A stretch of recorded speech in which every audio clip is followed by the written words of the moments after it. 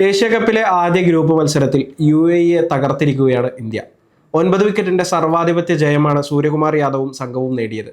Toss നഷ്ടപ്പെട്ട ആദ്യം bat ചെയ്ത UAE വെറും 57 റൺസിന് ഓൾ ഔട്ടായപ്പോൾ ഇന്ത്യ 4.3 ഓവറിൽ 1 വിക്കറ്റ് മാത്രം നഷ്ടപ്പെടുത്തി വിജയലക്ഷ്യം മറികടന്നു. ഇന്ത്യ UAEക്കെതിരെ നേടിയ വമ്പൻ വിജയം പാകിസ്ഥാനെതിരായ സൂപ്പർ പോരാട്ടത്തിന് മുമ്പ് സൂര്യക്കും സംഘത്തിനും വലിയ ആത്മവിശ്വാസം നൽകുന്നതാണ്. 14-നാണ് ക്രിക്കറ്റ് ലോകം കാത്തിരിക്കുന്ന ഇന്ത്യ-പാകിസ്ഥാൻ പോരാട്ടം. പാകിസ്ഥാൻ നിരയിൽ ബാബർ അസമും മുഹമ്മദ് റിസ്വാനും ഇല്ലെങ്കിലും ഇത്തവണയും നേർക്കുനേർ പോരാട്ടത്തിന്റെ വാശിക്ക് കുറവുണ്ടാകില്ലെന്ന് തന്നെ പറയാം. പാകിസ്ഥാനെതിരെ ഇന്ത്യ പ്ലേയിങ് 11-ൽ വരുത്താൻ സാധ്യതയുള്ള മാറ്റങ്ങൾ എന്തൊക്കെയാണെന്ന് പരിശോധിക്കാം. UAEക്കെതിരെ ഇന്ത്യ ആദ്യ മത്സരത്തിൽ ഒരു സ്പെഷ്യലിസ്റ്റ് പേസറെ മാത്രം ഉൾപ്പെടുത്തിയാണ് കളിക്കാനിറങ്ങിയത്. ഓൾറൗണ്ടർമാരായ ഹാർദിക് പാണ്ഡ്യയും ശിവൻ ദുബെയുമാണ് ബുംറയെ പേസ് ബോളിംഗിൽ പിന്തുണച്ചത്. UAE പോലുള്ള ഒരു ചെറിയ ടീമിനെതിരെ ഈ സ്ട്രാറ്റജി നല്ലതാണ്. കാരണം 20 ഓവർ പൂർണ്ണമായും ഇന്ത്യ പന്തെറിയേണ്ടി വരില്ല എന്നത് വ്യക്തമാണ്. എന്നാൽ പാകിസ്ഥാനെതിരെ ഇത് നടക്കില്ല. 20 ഓവറും തികച്ച് ഇന്ത്യ പന്തെറിയേണ്ടതായി വരും.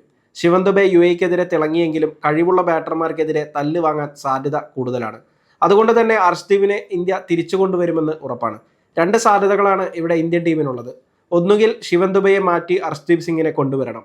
അങ്ങനെ വരുമ്പോൾ ബാറ്റർമാരുടെ എണ്ണം 7 കുറയും. എന്നാൽ ഒരു ക്വാളിറ്റി പേസ് ബോളറെ ഇന്ത്യൻ ടീമിന് ലഭിക്കുകയും ചെയ്യും. അക്സർ പട്ടേൽ ടീമിൽ തുടരുന്നതോടെ ദുബായിലെ സ്പിന്നിനെ തുണക്കുന്ന പിച്ചിൽ ഇന്ത്യയുടെ സ്പിൻ ഡിപ്പാർട്ട്മെന്റ് കരുത്തുറ്റതായി തുടരുകയും ചെയ്യും. എന്നാൽ ശിവൻ ദുബെ 4 ഓവർ വരെ പന്തെറിയുമെന്ന ഇന്ത്യൻ ബോളിംഗ് കോച്ച് മോണെ മോർക്കലിന്റെ വാക്കുകൾ ഇതുമായി ചേർത്ത് വെക്കണം.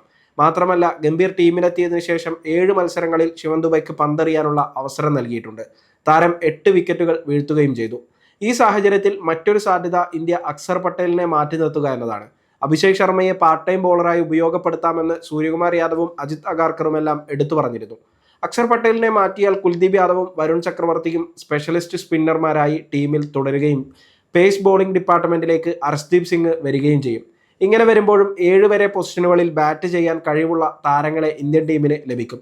അക്സറിനെ നിലനിർത്തി ബാറ്റിംഗ് ഡെപ്ത് 8ാമത്തെ പൊസിഷൻ വരെ നിലനിർത്താനാണ് ഇന്ത്യ ആഗ്രഹിക്കുന്നതെങ്കിൽ കുൽദീപ് യാദവിനെ പുറത്തിരുത്തേണ്ടതായി വരും. എന്നാൽ ഇതിനുള്ള സാധ്യത വളരെ കുറവാണ്. ചുരുക്കി പറഞ്ഞാൽ ഇന്ത്യ പാകിസ്ഥാനെതിരെ ഒരു മാറ്റം വരുത്താനുള്ള സാധ്യതയുണ്ട്. എന്നാൽ അർഷ്ദീപിനെ കൊണ്ടുവരുന്നതിനായി ആരെ ഒഴിവാക്കുമെന്ന കാര്യമാണ് കണ്ടറിയേണ്ടത്. ടീം നോക്കുകയാണെങ്കിൽ ശുഭ്മാൻ ഗില്ലും അഭിഷേക് ശർമ്മയും ഓപ്പണർമാരായി തുടരും. സൂര്യകുമാർ യാദവ് 3ാം നമ്പറിലും കളിക്കും. തിലക് 4ാമനായും സഞ്ജു സാംസൺ 5ാമനായും ബാറ്റ് ചെയ്യാനെത്തും. ഈ 3 പേരുടെ ബാറ്റിംഗ് പൊസിഷനുകളിൽ സാഹചര്യങ്ങൾക്കനുസരിച്ച് മാറ്റങ്ങൾ വന്നേക്കാം. ഹാർദിക് പാണ്ഡ്യ 6ാമനായി കളിക്കും. അക്സർ പട്ടേലോ അല്ലെങ്കിൽ ശിവൻ ദുബെയോ ടീമിൽ തുടരും. ഇവരിൽ ആരെങ്കിലും ഒരാൾ പുറത്തു പോകാനാണ് സാധ്യത. കുൽദീപ് യാദവ്, വരുൺ ചക്രവർത്തി, ജസ്പ്രീത് ബുംറ, അർഷ്ദീപ് സിംഗ് എന്നിവരും കളിക്കും. മറ്റെന്തെങ്കിലും മാറ്റങ്ങൾ വരുത്താൻ സാധ്യതയുണ്ടെന്ന് നിങ്ങൾക്ക് തോന്നുന്നുണ്ടെങ്കിൽ കമന്റായി രേഖപ്പെടുത്താം. അർഷ്ദീപ് സിംഗിനെ ടീമിൽ കൊണ്ടുവരണമെന്ന് തന്നെയാണ് മുൻ ഇന്ത്യൻ താരങ്ങളിൽ പലരും അഭിപ്രായപ്പെടുന്നത്.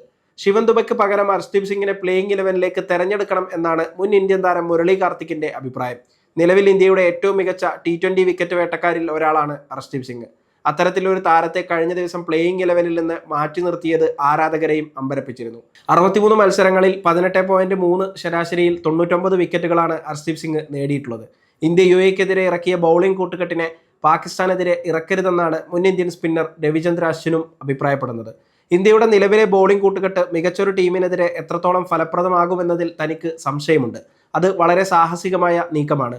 അർഷ്ദീപ് മികച്ച പ്രകടനം നടത്താൻ സാധിക്കുന്ന ബോളറാണ്. ലോകകപ്പിൽ അവൻ നടത്തിയത് മികച്ച പ്രകടനമായിരുന്നു. ശിവൻ ദുബെ UAEക്കെതിരെ 3 വിക്കറ്റ് നേടിയെന്നത് വസ്തുതയാണ്. എന്നാൽ അവനെ ഒരു ബൗളറായി പരിഗണിച്ച് മുന്നോട്ട് പോകാനാവില്ലെന്നും അശ്വിൻ വിശദീകരിച്ചു. എന്തായാലും പാകിസ്ഥാനെതിരെയുള്ള മത്സരത്തിൽ ഇന്ത്യയുടെ പ്ലേയിങ് 11-ൽ മാറ്റങ്ങൾ വരുമെന്ന് ഉറപ്പാണ്.